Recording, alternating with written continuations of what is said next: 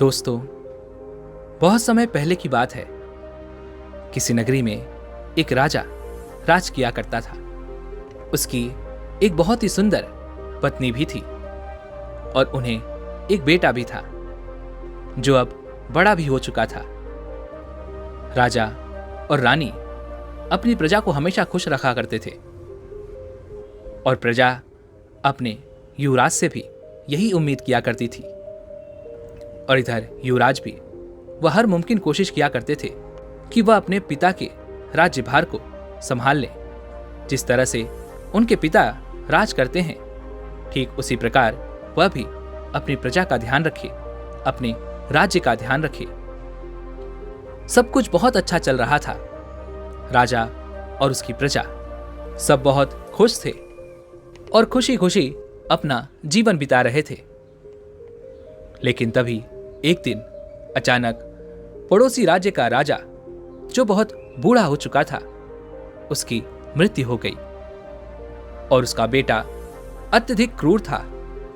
वह बहुत बेरहम था और उसे जंग करना बहुत अच्छा लगता था। जब यह बात युवराज के पिता को पता चली तो राजा और रानी ने एक कमरे में अपने आप को बंद कर लिया और दोनों आपस में बातें करने लगे। रानी बहुत चिंतित लग रही थी और वह राजा से कहती हैं, मुझे अपने बेटे की बहुत फिक्र हो रही है, मुझे उसकी चिंता सता रही है। पड़ोसी राज्य का राजा, जिसके साथ हमारी मैत्री थी, अब वह नहीं रहे और उनका बेटा अत्यधिक क्रूर है, वह बहुत बेरहम है। वह हमारे राज्य पर कभी भी आक्रमण कर सकता है। इस पर राजा ने रानी को समझाते हुए कहा, नहीं नहीं, वह ऐसा नहीं कर सकता। उसके पिता और मैं बहुत अच्छे मित्र थे और हमारे राज्यों के बीच शांति का हमने प्रस्ताव भी रखा हुआ था, इसलिए वो हम पर आक्रमण नहीं करेगा। तभी रानी कहती है, हमारी मैत्री उनके साथ खत्म हो गई और उनका बेटा एक खूंखार दरिंदा है जिसे लोगों को मारने में मजा आता है। बेरहमी से वो लोगों की हत्या कर देता है। वो बहुत ही क्रूर है, बेरहम है।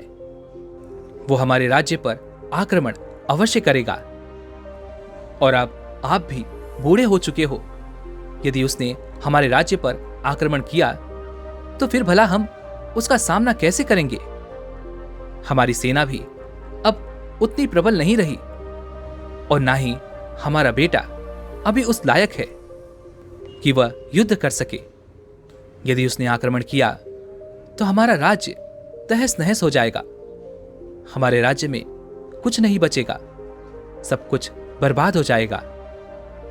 इतना कहकर रानी रोने लगी।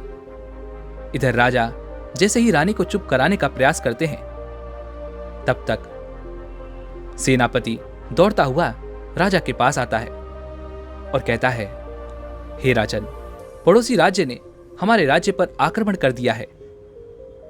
अब हमें उनका सामना करना ही पड़ेगा। इतना कहकर मंत्री वहां से चला गया। उसके बाद राजा और रानी दोनों ने इस जंग को लड़ने का निश्चय किया। वे दोनों इस जंग को लड़ने के लिए निकल पड़े। वहीं पर दूसरी तरफ युवराज, जो कि इस राज्य का होने वाला राजा था, उसे कुछ सैनिकों के साथ अलग रखा गया ताकि उसे कोई हानि ना पहुंचा सके और उसकी सुरक्षा के लिए कुछ सैनिक भी युवराज के साथ ही थे। इधर दूसरी तरफ राजा और रानी उस जंग में अपना पूरा योगदान दे रहे थे। वो उस जंग को जीतना चाहते थे। उन्होंने हर अथक प्रयास किया, लेकिन राजा और रानी अब बूढ़े हो चुके थे। अब उनमें वो क्षमता नहीं थी कि वह इस युद्ध को जीत सकें। लेकिन फिर भी उन्होंने हर मुमकिन कोशिश की और इस युद्ध को जीतने का प्रयास किया।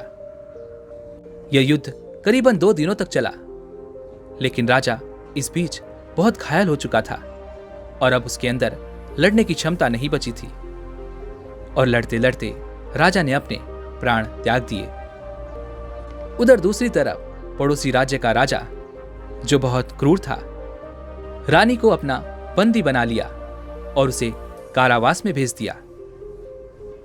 जब यह बात युवराज को पता चली तो युवराज फूट फूट कर रोने लगे। उन्हें यह समझ नहीं आ रहा था कि वह क्या करें। वह अपने पिता को बचा नहीं सके और उनकी माता को भी कारावास दे दिया गया। उधर दूसरी तरफ पड़ोसी राज्य का राजा क्रूरता के साथ, अहंकार के साथ भरा हुआ था। वह राज्य में आकर लोगों पर अत्याचार करना शुरू कर देता है, लोगों को बेवजह मौत के घाट उतार देता है। यहां तक कि उस राज्य की प्रजा भी सुरक्षित नहीं रही। लेकिन किसी तरह से युवराज के उन सैनिकों ने युवराज को उस राज्य से बाहर निकाल लिया। युवराज और उनके कुछ वफादार सैनिक अब उस राज्य को छोड़कर भाग चुके थे। युवराज ने कई दिनों का सफर तय करके पड़ोसी राज्य में शरण ली और उनसे आग्रह किया कि वह इस लड़ाई में उनका साथ दें ताकि उनका राज्य फिर से उनका हो सके। इसलिए उन्होंने पड़ोसी राज्य के राजा से उनकी सेना मांगी ताकि वो इस युद्ध को जीत सकें। लेकिन तभी उन्हें एक और बुरी खबर मिली और वह यह थी कि उस क्रूर राजा ने उनकी माता को अर्थात रानी को फांसी पर लटका दिया। यह सुनकर युवराज पूरी तरह से टूट चुके थे। अब उनके मन में अपने राज्य को पाने की भी कोई इच्छा नहीं थी। वह बस फूट फूट कर रोए जा रहे थे। उस राज्य का नया राजा बहुत बेरहम था। वह किसी को भी बेवजह ही मौत के घाट उतार दिया करता, जिस कारण उस राज्य की आधी प्रजा राज्य को छोड़कर जा चुकी थी और जो आधी बची हुई थी उन सब ने उस बेरहम राजा का गुलाम बनना स्वीकार किया। इधर युवराज पूरी तरह से टूट चुके थे। उनके माता पिता अब इस दुनिया में नहीं रहे और जिस राज्य में उन्होंने शरण ली थी उस राज्य का राजा भी बड़ा ही चतुर निकला। उसे डर था कि कहीं यह युवराज मेरी गद्दी ना ले ले, इसलिए उसने युवराज के बारे में उस क्रूर राजा को बता दिया। और जब यह बात युवराज को पता चली तो युवराज को फिर से वहां से भागना पड़ा। उन्होंने अपने सभी वफादार सैनिकों को वहीं पर छोड़ दिया और वह वहां से अकेले ही निकल पड़े, बिना किसी को कुछ बताए हुए। करीबन 2 सालों तक वह यहां वहां भटकते रहे, लगातार भागते रहे। उन्होंने हर जगह मदद मांगी, हर किसी से विनती की कि वे लोग इनका इस युद्ध में साथ दें, लेकिन किसी ने उनका साथ नहीं दिया, जिस कारण वो बहुत परेशान हो गए, बहुत चिंतित रहने लगे। जब किसी ने उनकी मदद नहीं की तो वह युवराज आम लोगों के बीच रहने लगा। छोटा मोटा जो भी काम उसे मिलता वो उसे करके अपना गुजारा किया करता, लेकिन वह कभी किसी से यह नहीं कहता कि वह उस राज्य का राजा था। ऐसे ही कई दिन बीत गए। दिन के बाद महीने, महीने के बाद साल और करीबन 5 साल ऐसे ही बिताने के बाद वह युवराज यह तक भूल चुका था कि वह किसी राज्य का युवराज था। उसने सारी आशाएं छोड़ दी थी। अब उसे किसी से कोई उम्मीद नहीं रह गई थी और अब उस युवराज को यह भी यकीन हो चुका था कि उसके पुरानी जिंदगी से अब उसके लिए कुछ नहीं बचा। इसलिए उसने अपना वह राज्य पाने की उम्मीद छोड़ दी थी और वह एक छोटे से किसान के पास छोटी सी नौकरी करने लगा। वह उस किसान की बकरियों का ध्यान रखता था। वह उन बकरियों के पास ही सोया करता, उनका ख्याल रखता, उन्हें खिलाता पिलाता और उनकी हर एक जरूरत को पूरा करता। लेकिन दूसरी तरफ वह किसी से कुछ नहीं कहता और ना ही ज्यादा खाना खाता था। वह एकदम शांत रहता, अकेला रहता। उसे केवल एक ही चिंता सताई जा रही थी कि वह अपने राज्य को नहीं बचा सका। उसने अपने राज्य के लोगों को निराश किया है और उसके राज्य की प्रजा उसे कभी माफ नहीं करेगी। यह सब सोच सोचकर वह हर दिन और भी ज्यादा चिंतित रहने लगा, परेशान रहने लगा। और ऐसे ही एक समय ऐसा आ गया कि उसने सारे काम धंधे भी बंद कर दिए थे। वह सब कुछ छोड़ छाड़ कर केवल इसी बात को लेकर सोचा करता, परेशान रहता। जब किसान को यह बात पता चली उसकी बकरियों का ध्यान नहीं रख रहा है, तो किसान ने भी युवराज को वहां से निकाल दिया, क्योंकि वह अब किसान के किसी काम का नहीं था। युवराज वहां से निकलने के बाद जंगलों में अपना समय बिता रहा था। जंगलों में जो भी फल उसे मिल जाता वह उससे अपनी भूख मिटाता, और ऐसे ही वह अपना दिन गुजर बसर कर रहा था। ऐसे ही कई दिन बीत गए और उसके बाद बारिश का मौसम आ गया। एक दिन आंधी तूफान आया और उसके साथ जोरों की बारिश होने लगी। तो वह एक छोटी सी झोपड़ी में बारिश से बचने के लिए चला गया। जब वह उस झोपड़ी में गया तो उसने देखा कि वहां पर 3 बौद्ध भिक्षु थे जो बैठकर साधना कर रहे थे, ध्यान में लीन थे। वह जाकर चुपचाप उनके सामने यूं ही बैठ गया। जब उन बौद्ध भिक्षु ने अपनी आंखें खोली तो देखा कि एक युवक उनके सामने बैठा है जो बारिश में भीग चुका है। उन बौद्ध भिक्षु ने तुरंत ही उठकर युवराज को शरीर पोंछने के लिए एक साफ वस्त्र दिया, सोने के लिए अच्छी जगह और एक गद्दा भी दिया, और रात्रि के समय उन्हें कुछ भोजन भी दिया गया। युवराज उन बौद्ध भिक्षु को देखकर बहुत प्रसन्न था। वह यह भूल चुका था कि इस दुनिया में पूरे लोगों के साथ अच्छे लोग भी हैं। लेकिन युवराज को रात भर नींद नहीं आई। वह केवल उन्हीं बातों को लेकर सोचता रहा और रोता रहा। उसे केवल एक ही चिंता सता रही थी कि उसके राज्य के लोग उसे कभी माफ नहीं करेंगे। उसने जो किया है वो गलत है। उसे अपने ऊपर बहुत शर्म आ रही थी। इस कारणवश वह रात भर सो नहीं पाया और उसने ये तय किया कि सुबह होते ही वह यहां से चला जाएगा। वह उन बौद्ध भिक्षुओं के ऊपर बोझ नहीं बनेगा और ना ही उनका कोई फायदा उठाएगा। जैसे ही सुबह हुई, युवराज उस कुटिया से बाहर निकला। तभी उन तीनों बौद्ध भिक्षुओं में से एक बौद्ध भिक्षु ने उसे देख लिया और कहा, भंते, कहां जा रहे हो? लेकिन युवराज ने उन बौद्ध भिक्षु के इस सवाल का कोई जवाब नहीं दिया। इधर वह बौद्ध भिक्षु युवराज से सवाल पे सवाल किए जा रहा था, लेकिन युवराज अपने मुख से कुछ नहीं कह रहे थे। लेकिन युवराज को उन बौद्ध भिक्षु की वह बातें अच्छी लग रही थी, क्योंकि इतने सालों में कोई ऐसा था जिसने उनका ध्यान रखा था, उनसे सवाल किए थे, जिस कारण उन बौद्ध भिक्षुओं का व्यवहार युवराज को बहुत अच्छा लग रहा था। इसी दौरान एक बूढ़ा आदमी उस कुटिया में आया और उसने सामने अपने राजकुमार को देखा। वह तुरंत उसके सामने नतमस्तक हो गया और कहने लगा, महाराज, आप कहाँ थे? मैं आपको 5 सालों से ढूंढ रहा हूं। मैंने आपकी तलाश कहां कहां नहीं की। इन 5 सालों में मैंने आपको कहां कहां नहीं ढूंढा। आपकी प्रजा भी आपका इंतजार कर रही है। वह चाहती है कि आप एक बार फिर से अपने राज्य पर राज करें।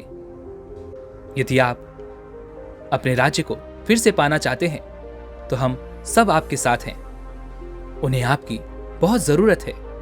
वे आपको बहुत याद करते हैं। लेकिन उधर दूसरी तरफ युवराज मन ही मन बहुत चिंतित था।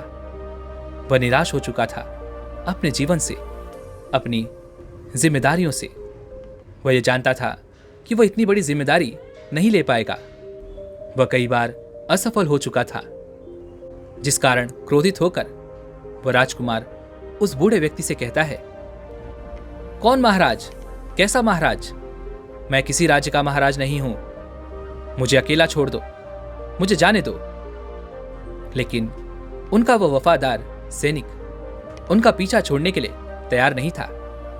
उसने उन्हें मनाने की बहुत कोशिश की, लेकिन युवराज मानने को तैयार ही नहीं थे। काफी अथक प्रयासों के बाद भी जब युवराज नहीं माने तो वह उनका वफादार सैनिक निराश होकर वहां से चला गया। और उसके चले जाने के बाद वह बौद्ध भिक्षु युवराज से कहते हैं, क्या तुम सचमुच एक राजा हो? यदि यह सच है तो तुम अपनी और अपनी प्रजा की जिंदगी क्यों बर्बाद कर रहे हो? इस पर वह युवराज कहता है, हे महाराज, अब इस बात से कोई फर्क नहीं पड़ता। इस बात को 5 साल बीत चुके हैं। वे लोग मेरे बिना जीना सीख चुके हैं। मैं क्या था और क्या कर रहा हूं, अब इन बातों से कोई फर्क नहीं पड़ने वाला। यदि मैं वापस चला भी गया तो उससे भी कोई फर्क नहीं पड़ेगा। युवराज की ये बातें सुनकर वो बौद्ध भिक्षु युवराज से कहते हैं, भंते, ठीक है, यदि तुम नहीं जाना चाहते, लेकिन तुम मेरे साथ चल सकते हो। मैं और मेरे ये दोनों बौद्ध भिक्षु भाई अपने मठ पर जा रहे हैं, जो उस पहाड़ी पर है। तुम मेरे साथ चलो, वहां तुम्हें अच्छा प्रतीत होगा, तुम अच्छा महसूस कर पाओगे। इस पर युवराज कहता है, हे महाराज, मैं जिसके पास भी गया हूं उसने मुझे धोखा दिया है। उसने हमेशा मेरा फायदा उठाया, लेकिन मेरा साथ नहीं दिया।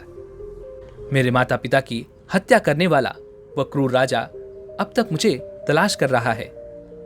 यदि मैं आपके साथ रहा तो वह आपको भी नहीं छोड़ेगा। मैं आपकी जान जोखिम में नहीं डालना चाहता। आपने मेरा इतना ख्याल रखा, इसके लिए आपका बहुत बहुत धन्यवाद। इस पर वह बौद्ध भिक्षु युवराज से कहते हैं, तुम्हें यह कैसे पता कि हर बार तुम्हारे साथ जो हुआ है इस बार भी तुम्हारे साथ वही होगा? यदि तुम प्रयास ही नहीं करोगे तो फिर तुम्हें पता कैसे चलेगा कि क्या सही है और क्या गलत? मैं जानता हूं तुमने अपने पिछले जीवन में बहुत कुछ सहा है, लेकिन इसका यह अर्थ नहीं कि आगे का जीवन भी तुम्हारे लिए वैसा ही रहेगा। इसलिए तुम मेरे साथ चलो। मुझे यकीन है तुम्हें वहां बहुत अच्छा लगेगा और तुम्हारे मन को शांति मिलेगी। उन बौद्ध भिक्षु के बार बार कहने के बाद भी युवराज नहीं माना और उसने जाने से मना कर दिया और उसने तय किया कि वह इसी कुटिया में रहेगा। लेकिन वह तीनों बौद्ध भिक्षु वहां से उस पहाड़ी की ओर चल पड़े। उनके जाने के कुछ दिन बाद ही उस कुटिया का मालिक आया। उसने युवराज को बताया कि उसने यह कुटिया कुछ साधुओं को किराए पर दी थी, लेकिन जितने समय के लिए उन बौद्ध भिक्षुओं ने इस कुटिया को किराए पर लिया था वह उससे पहले ही यहां से निकल पड़े, जिस कारण युवराज को वहां कुछ दिन रहने का मौका मिल सका। लेकिन अब युवराज को यह घर खाली करना पड़ेगा और रात का समय था, इसलिए युवराज ने गांव के बाहर ही अपने रहने का इंतजाम किया। ठीक उसी समय युवराज का वह वफादार सैनिक फिर से उनके पास आया और उनसे कहने लगा, महाराज, मुझे माफ कीजिए, लेकिन मैं आपके साथ ही रहूंगा और इसके अलावा मेरे पास और कोई विकल्प नहीं है। सब जानते हैं कि मैं आपका वफादार हूं और इस वजह से मेरी भी जान जोखिम में है, संकट में है। युवराज ने जब यह बात सुनी तो वह नहीं चाहता था कि उसके वफादार सैनिक को खतरा हो, इसलिए वह अपने वफादार सैनिक को लेकर उन बौद्ध भिक्षुओं के मठ की ओर चल पड़ा। वहां पहुंचते ही वह उन बौद्ध भिक्षु से मिला जिससे वह कुटिया में मिला था। उन्हें देखकर वह बहुत खुश हुए और उन बौद्ध भिक्षु को यह पहले से ही पता था कि युवराज वहां पर अवश्य आएंगे। तभी वह बौद्ध भिक्षु युवराज से कहते हैं, भंते, मैं आज बहुत खुश हूं क्योंकि तुमने अपनी राह आखिर ढूंढ ही ली। उन बौद्ध भिक्षु ने युवराज का आदर सत्कार किया और उन्हें अपने मठ में जगह दी। लेकिन दूसरी तरफ युवराज शांत था, वह कुछ नहीं कहना चाहता था। वह तो केवल अपने उस वफादार सैनिक की जान बचाना चाहता था, जिस कारण वह उस मठ में गया था।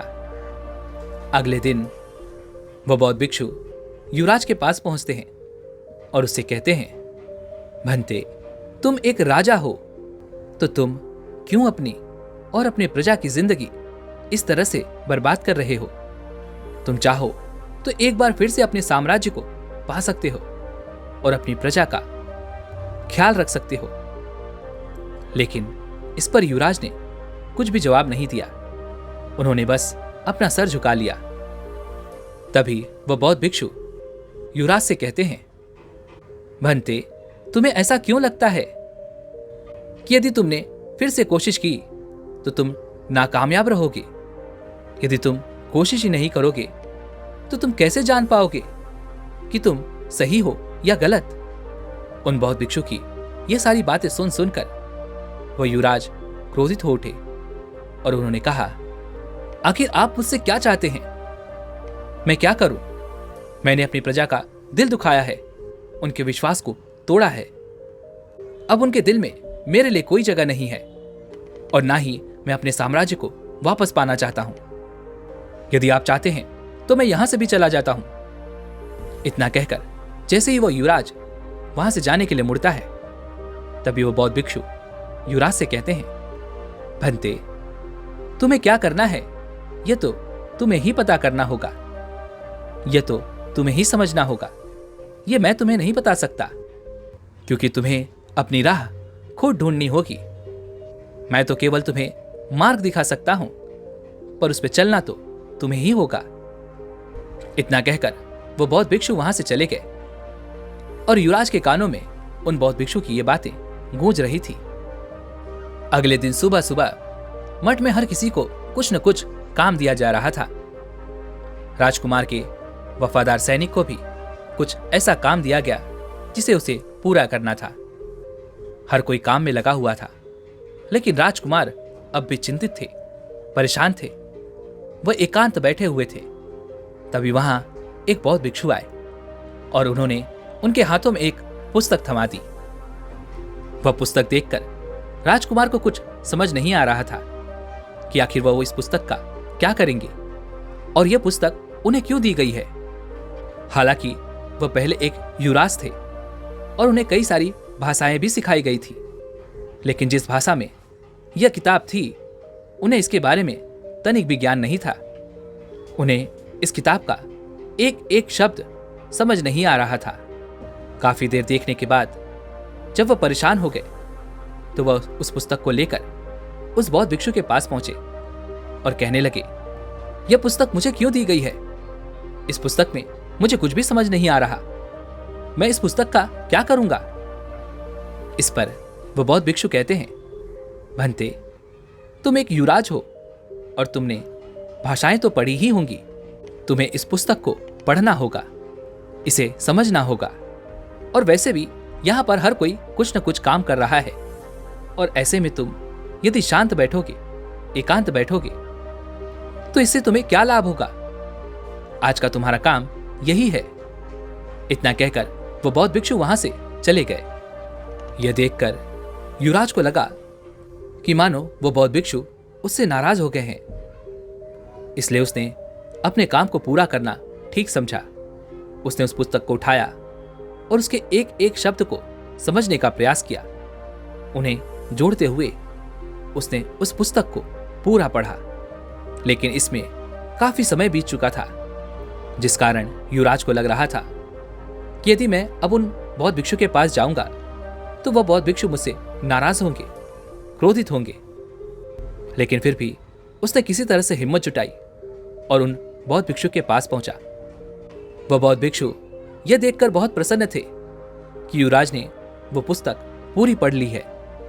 उन्होंने युवराज से कहा, भंते, तुम तो कहते थे कि तुम्हें यह पुस्तक पढ़नी नहीं आती, फिर तुमने आखिर कैसे इस पुस्तक को पढ़ लिया? इस पर वह युवराज कहता है कि मैं एक युवराज हूं और मुझे पहले से ही कई सारी भाषाएं सिखाई गई थी। मैंने उन्हीं का इस्तेमाल किया। धीरे धीरे इसके एक एक शब्द को समझना शुरू किया और उन्हें मिला मिलाकर मैंने उनके शब्दों को समझा, उसे पढ़ा और उसके अर्थ को समझ पाया। इस पर वह बौद्ध भिक्षु खुशी खुशी युवराज से कहते हैं, तुमने बहुत अच्छा काम किया है और यही काम हर किसी को करना चाहिए। जब तुम्हारे सामने एक बड़ा लक्ष्य हो तो उस लक्ष्य को छोटे छोटे भागों में विभाजित कर दो और फिर अपने छोटे छोटे कदम आगे बढ़ाओ। इसी तरह से तुम अपने लक्ष्य तक कब पहुंच जाओगे ये तुम्हें पता भी नहीं चलेगा। ठीक इसी प्रकार से यदि तुम चाहो तो तुम अपने राज्य को भी वापस पा सकते हो। इस पर वह युवराज एक बार फिर से क्रोधित हो उठा और उसने उन बौद्ध भिक्षु से कहा, हे महाराज, आपको मेरे राज्य से क्या लेना देना? मैं युवराज था या हूं, इस बात से अब कोई फर्क नहीं पड़ता। मैंने वो समय भुला दिया है और अब मैं दोबारा उस राज्य का राजा नहीं बनना चाहता। मैंने अपनी प्रजा को दुख पहुंचाया है, उन्हें तकलीफ दी है। ऐसे समय पर मैं उन्हें छोड़कर भाग गया और अब मेरी प्रजा मुझे वापस नहीं पाना चाहती। उनके मन में मेरे लिए केवल क्रोध है। इस पर वह बौद्ध भिक्षु युवराज से कहते हैं, यदि तुम अपने हुनर को यूं ही बर्बाद करते रहोगे तो अवश्य ही एक दिन तुम सचमुच अपने राज्य से हाथ धो बैठोगे और तुम्हें तुम्हारी प्रजा भी कभी प्यार नहीं करेगी। वो भला ऐसा राजा क्यों चाहेगी जो उनकी फिक्र नहीं करता, जो उनका ध्यान नहीं रखता, जो उनका ख्याल नहीं रखता। आज तुम्हारी प्रजा इस उम्मीद में है कि तुम लौट कर आओगे और अपने राज्य को उस क्रूर राजा से आजाद करोगे। मेरा काम है केवल तुम्हें रास्ता दिखाना, लेकिन इस पर चलना तो तुम्हें ही होगा। मुझे अपना काम करना ही होगा ताकि तुम अपना काम कर सको। काफी देर बाद युवराज ने उन बौद्ध भिक्षु से कहा, हे महाराज, लेकिन मैं बार बार असफल रहा हूं। इस बार कुछ अलग कैसे हो सकता है? मैं हार हार के थक चुका हूं, परेशान हो चुका हूं। मैंने कई तरीके अपनाए अपने राज्य को वापस पाने के, लेकिन किसी ने मेरा कोई साथ नहीं दिया।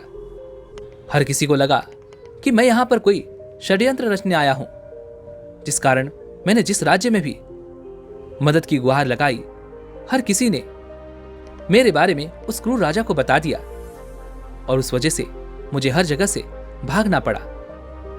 और आखिरकार मुझे यह समझ नहीं आ रहा था कि मैं क्या करूं, कहां जाऊं, किससे मदद मांगूं। इसलिए आखिरकार मैंने अपने राज्य को पाने की वह उम्मीद छोड़ दी, अपनी प्रजा की उस उम्मीद को हमेशा हमेशा के लिए दफन कर दिया। युवराज की ये सारी बातें सुनकर वह बौद्ध भिक्षु युवराज से कहते हैं, बनते, क्या तुम्हें यह यकीन नहीं है कि तुम बदल सकते हो? यदि नहीं तो यही तुम्हारा सबसे बड़ा पाप है। तुम्हारे साथ अतीत में जो कुछ भी हुआ, तुम सिर्फ उसी के बारे में सोचते रहते हो। तुम्हें लगता है कि तुम एक हारे हुए इंसान हो। तुम्हें लगता है कि तुम वही हो जो आज तक तुम्हारे साथ हुआ है, जो तुमने आज तक अनुभव किया है। लेकिन ऐसा नहीं है। तुम यदि चाहो तो तुम आज भी अपने उस राज्य को पा सकते हो, अपनी प्रजा को फिर एक बार खुश कर सकते हो, उसकी उम्मीद को जगा सकते हो। लेकिन इसके लिए तुम्हें अपने आप को अंदर से परिवर्तित करना होगा। तुम्हें अपनी जिम्मेदारी उठानी होगी। तुम्हें अपने वफादारों की, अपनी प्रजा की जिम्मेदारी लेनी होगी। इतना कहकर वो बौद्ध भिक्षु वहां से चले गए। लेकिन उन बौद्ध भिक्षु की वो सारी बातें युवराज के कानों में गूंज रही थी।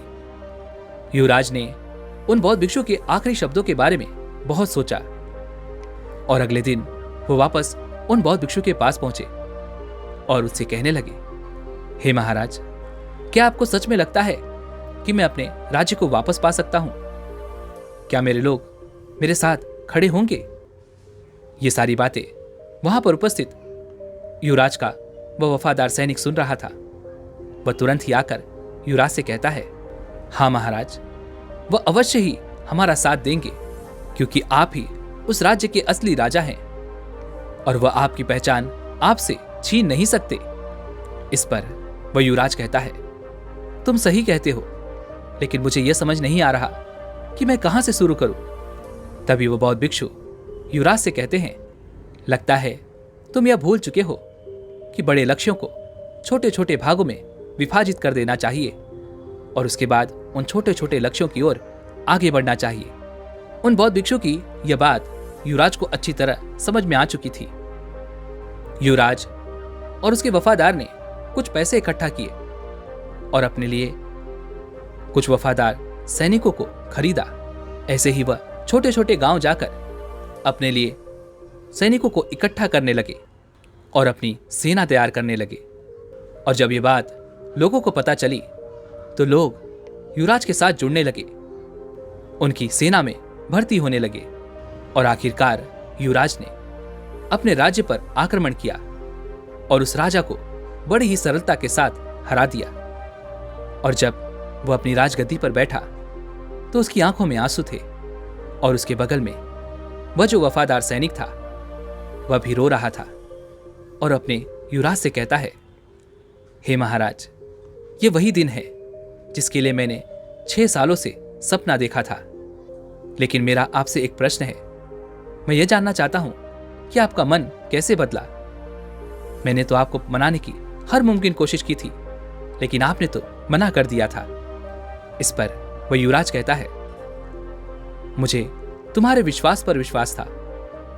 तुम हमेशा से मुझ में विश्वास करते थे, लेकिन मैं ही अपने आप पर विश्वास नहीं कर पाता था। लेकिन जब उन बौद्ध भिक्षु ने मुझे यह समझाया कि मुझे अपने कर्तव्य को पूरा करना ही चाहिए और अपने कर्तव्य से भागना नहीं चाहिए, तब मुझे यह बात समझ में आई कि मुझे अपने कर्तव्य को पूरा करना ही होगा। और मुझे तो हमेशा से यह लगता था कि मेरे अतीत में जो हुआ है वही मेरे साथ हमेशा होगा और मैं हमेशा हार का ही सामना करूंगा। लेकिन उन बौद्ध भिक्षु की सारी बातों ने मेरे मन को एक साफ आईने की तरह कर दिया था, जिसमें मैं यह साफ साफ देख पा रहा था कि यदि मैं अपने हुनर को, अपनी प्रजा को किसी और के भरोसे छोड़ दूं तो यह गलत होगा, यह उनके साथ नाइंसाफी होगी। इसलिए मैंने उन बौद्ध भिक्षु की यह बात मानी और अपने बड़े से लक्ष्य को छोटे छोटे लक्ष्यों में विभाजित कर दिया और फिर उन लक्ष्यों की ओर आगे बढ़ना शुरू कर दिया। और धीरे धीरे हम एक एक करके अपने लक्ष्य में सफल होते गए और मेरा आत्मविश्वास भी लगातार बढ़ता चला जा रहा था। और उसी आत्मविश्वास के कारण आज मैं अपने राज्य को वापस पा सका हूं और इसी प्रक्रिया को मैं अपने राज्य को चलाने में भी इस्तेमाल करूंगा। दोस्तों, हमारे साथ भी हमेशा ऐसा ही कुछ होता है।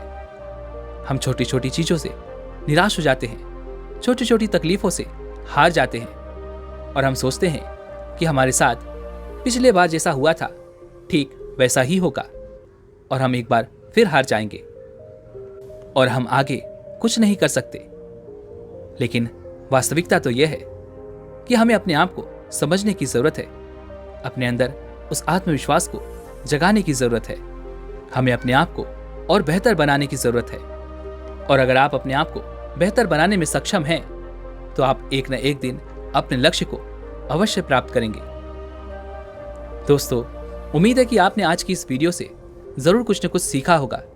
तो इस वीडियो को लाइक और अपने दोस्तों के साथ शेयर करना ना भूलें और हमें ऐसे ही सपोर्ट करने के लिए चैनल को सब्सक्राइब और घंटी बटन को भी जरूर दबा दीजिएगा। तो चलिए मिलते हैं इस एक और वीडियो में, तब तक के लिए अपना ख्याल रखें।